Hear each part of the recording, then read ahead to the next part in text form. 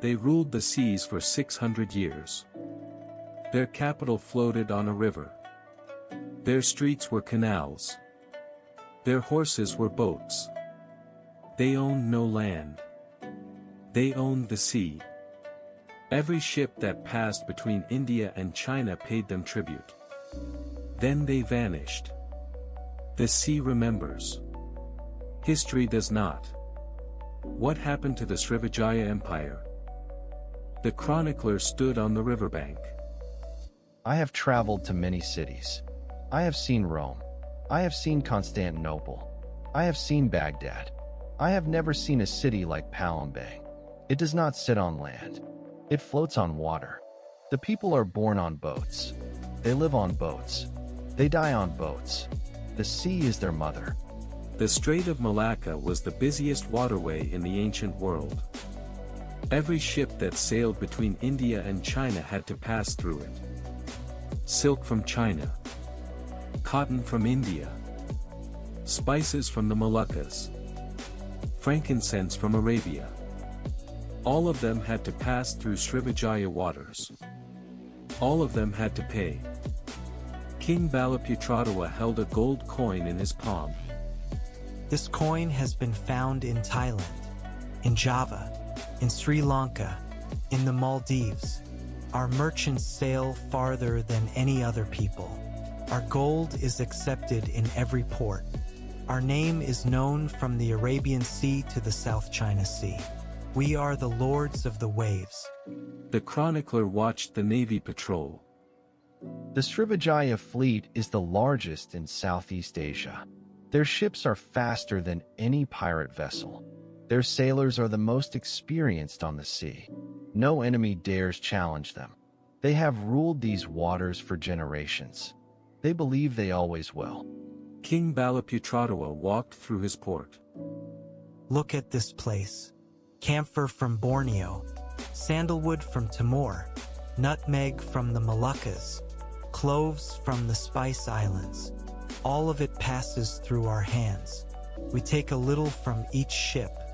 A little becomes a lot. A lot becomes an empire. This is how we built our kingdom. The chronicler visited Palembang 1,000 years later. The city is still here. The river is still here. The boats are still here. But the empire is gone. The people do not remember the kings who once ruled these waters. They do not remember Srivijaya. The sea remembers. The people do not. The chronicler described the court. The king of Srivijaya receives ambassadors from every nation. The Chinese emperor sends gifts of silk and porcelain. The Indian rajas send tribute of gold and spices. The Arab caliphs send letters of friendship. They all want the same thing. They all need Srivijaya's waters. The chronicler read a Chinese text. The Chinese called Srivijaya Sanfoki. They wrote that it was the richest kingdom in the southern seas. They wrote that its king was the lord of the islands. They wrote that its navy was invincible. They wrote that no ship could pass through the strait without the king's permission. King Balaputradewa inspected his shipyard. Our ships are the finest on the sea. Our carpenters learned from the Indians. Our sailors learned from the Chinese. Our navigators learned from the Arabs. We have taken the best from every culture. We have made it our own. This is why we rule the waves. The chronicler examined a bronze bell. This bell was made in Srivijaya. It was found in a temple in Thailand. Srivijaya merchants did not only trade goods. They traded ideas. They spread Buddhism across Southeast Asia. They built temples in foreign lands. Their religion traveled on their ships.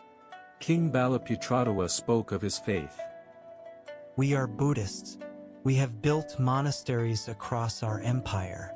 We have sent monks to China. We have sponsored pilgrimages to India. The Buddha's teachings travel on our ships. We spread the Dharma with every voyage. This is our gift to the world. The chronicler watched the naval parade. The king shows his power to foreign ambassadors. Every ship is armed. Every sailor is trained. Every captain is loyal. The ambassadors will return to their kings with reports of Srivijaya's might. No one will dare attack. The chronicler described the spice trade. The Spice Islands were the richest places on earth. Nutmeg grew only on a few islands. Cloves grew only on a few islands. Sandalwood grew only on a few islands. Whoever controlled these islands controlled the spice trade. Srivijaya controlled them all. King Balaputradewa held a nutmeg in his hand. This tiny seed is worth more than gold. In Europe, it is worth 10 times its weight in gold. We control all of them. Every nutmeg that reaches Europe passes through our ports. Every clove, every piece of sandalwood. We take a little from each. A little becomes a lot. The chronicler walked through the spice market. The smell is overwhelming. Cloves, nutmeg, cinnamon, cardamom, ginger, pepper. All of it passes through this market. All of it is taxed by the king. The wealth of the world flows through this single place. King Balaputradewa spoke of his empire. Srivijaya does not control land, controls sea lanes. Its empire is not a territory. It is a network. Every port that trades with us is part of our kingdom. Every ship that pays tribute is part of our fleet. The sea is our land. The wind is our road. The chronicler visited a Srivijaya client port. This port is not ruled by Srivijaya. It is ruled by a local king. But the local king pays tribute to Srivijaya. The local king flies the Srivijaya flag. The local king enforces Srivijaya's laws. This is how the empire grows. Not through conquest, through agreement. King Balaputradewa explained his strategy. We do not need to conquer. We only need to trade. Every port that trades with us becomes dependent on us. They need our protection. They need our markets. They need our ships. They come to us willingly. They stay with us willingly. This is better than conquest. The chronicler described the diplomacy. Srivijaya sends envoys to every port in Southeast Asia. They bring gifts. They offer protection. They offer trade. The local kings welcome them. They would rather be friends with Srivijaya than enemies. They have seen what happens to enemies. King Balaputradewa inspected his naval base. We do not need a large army. We need a strong navy. Our ships protect our ports. Our ships protect our traders. Our ships protect our empire. The sea is our wall. The wind is our ally. No enemy can reach us without our permission. The chronicler examined a sailor's amulet. Every Srivijaya sailor carries an amulet. It protects them on the sea. They believe the sea is alive. They believe the sea has a spirit. They believe the sea can be angered. They respect the sea. They fear the sea. They love the sea. The sea is their god. The chronicler noticed the change. The port is not as busy as it once was. The warehouses are not as full. The ships are fewer. Something is wrong. The king pretends not to notice. But the merchants notice. The sailors notice. The empire is weakening from within. King Balaputradewa stood by the riverbank. The river is changing, carries less water each year. The silt is filling our canals. The boats cannot pass as they once did. The merchants are going to other ports. The city is slowly dying. The sea is abandoning us, and I do not know why. The chronicler traveled inland to investigate. The hills are bare. The forests are gone. The people have cut every tree for miles. They need wood for ships. They need wood for houses. They need wood for fires. The soil has nothing to hold it. The rain washes everything into the river. King Balaputradewa surveyed the damage. We have cut down the forests. We have stripped the hills. We did not plant new trees. We did not think about tomorrow. We only thought about today. Now the soil is gone. The water is gone. The future is gone. We have destroyed ourselves. The chronicler walked along the canal. This canal once carried 100 boats a day. Now it carries nothing. The mud has filled it. The water barely moves. The houses along the banks are empty. The people have moved closer to the sea. They have abandoned the heart of the city.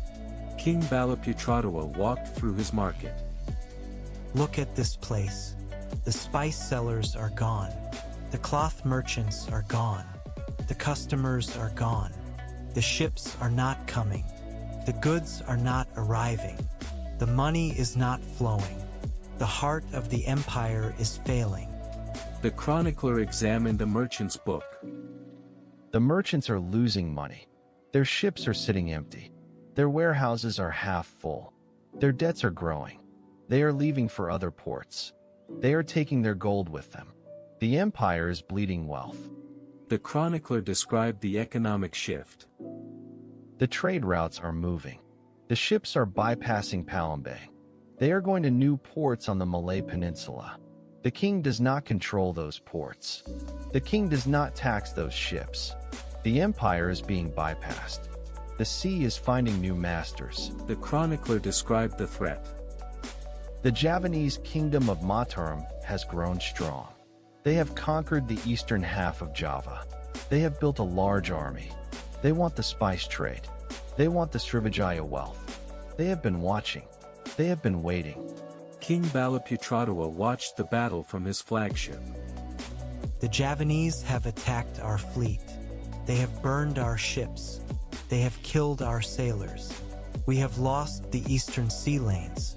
The spice ships are going to Java now. Our gold is flowing into their coffers. This is a disaster. An inscription recorded the defeat. The Javanese have taken our ports. They have taken our trade. They have taken our pride. The empire is wounded. I do not know if we can recover. The sea does not favor us anymore. The chronicler described the loss. Srivijaya lost the spice trade. The Moluccas, Timor, Borneo, all of it fell to Java. The empire was cut in half. The king retreated to Sumatra. He never sailed east again. The sea had turned against him. King Balaputradewa walked among the wreckage. These ships were our pride. These sailors were our brothers. Now they are ash. Now they are bones. The Javanese have done this. They have wounded us. But they have not killed us. Not yet. The chronicler examined the Javanese coin. This coin was minted in Java. It was found in a Srivijaya market. The Javanese are replacing Srivijaya currency with their own. They are replacing Srivijaya authority with their own. The empire is losing its identity. King Balaputradewa watched the refugees arrive.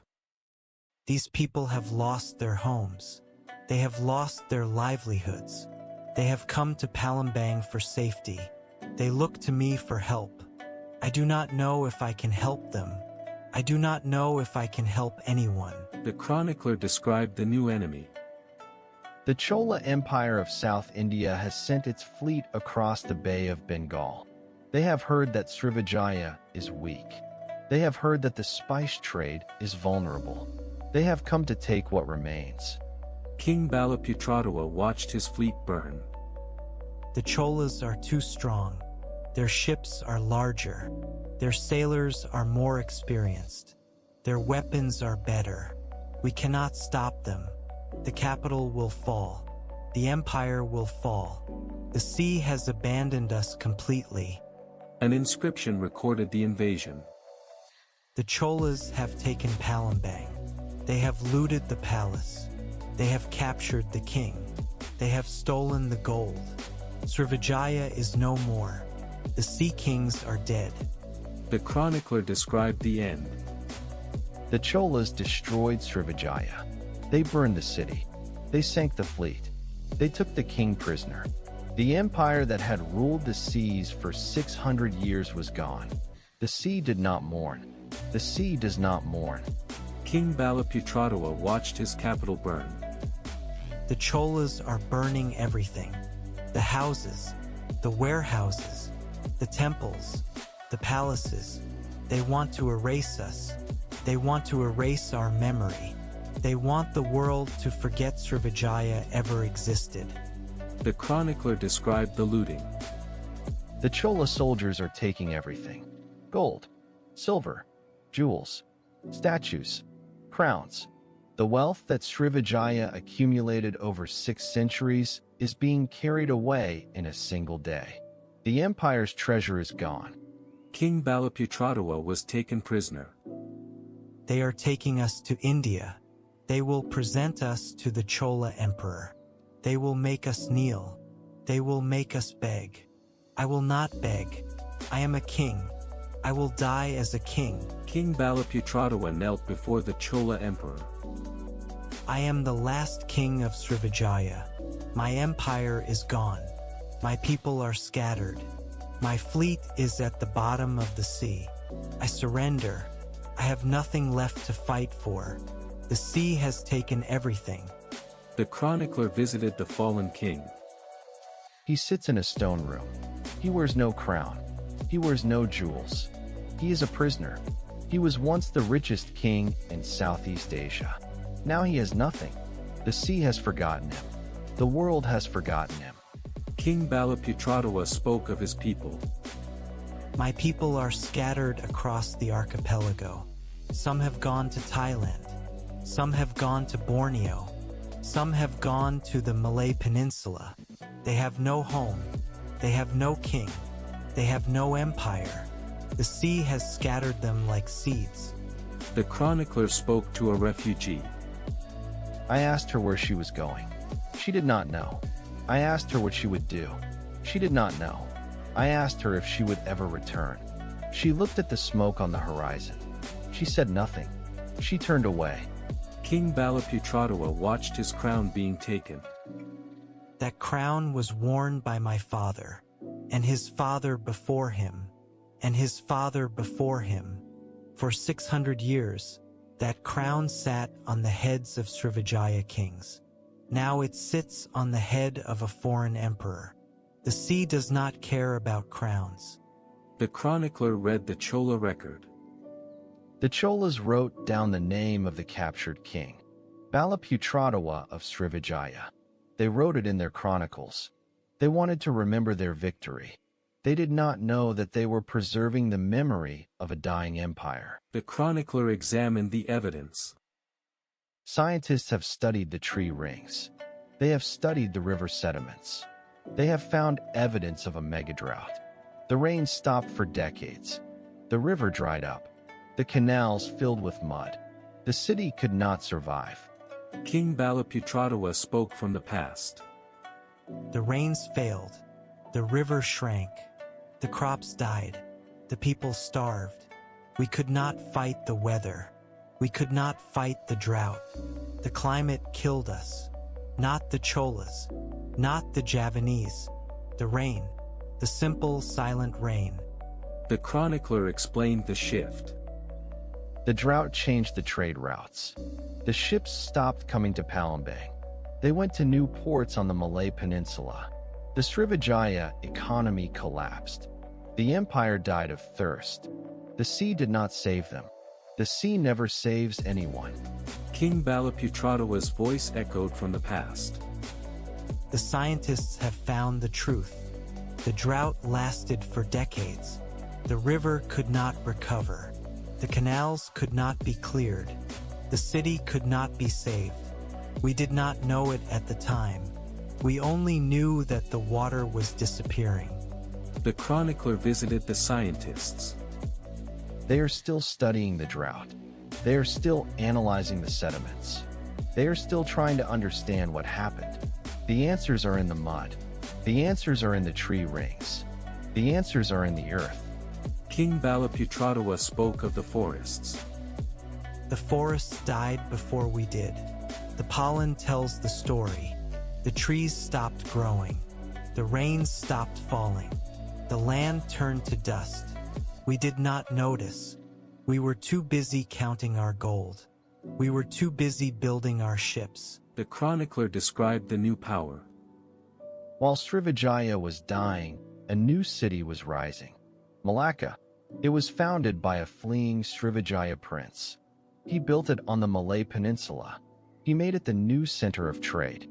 He succeeded where Srivijaya failed. King Balaputradewa spoke of his descendant. My grandson founded Malacca. He learned from our mistakes. He did not build on a river. He built on the coast. He did not rely on a single port. He built many ports. He made the new empire stronger than the old. The sea favors him. The chronicler stood between two worlds. Srivijaya is dead. Malacca lives. The blood of Srivijaya kings flows in the veins of Malacca sultans. The empire died. The people survived. The sea did not forget them completely, but the sea did not save them either. King Balaputradewa watched from the past. Malacca is everything that Srivijaya was. Controls the strait, taxes the ships. It grows rich on trade. But it is not Srivijaya. It is something new. The sea does not care about names. The sea only cares about power. The chronicler read the treaty. The Chinese emperor recognized Malacca as the new master of the strait. He sent gifts. He sent ambassadors. He sent protection. The Chinese had done the same for Srivijaya centuries ago. The sea had chosen a new favorite. King Balaputradewa's voice echoed. Look at their ships.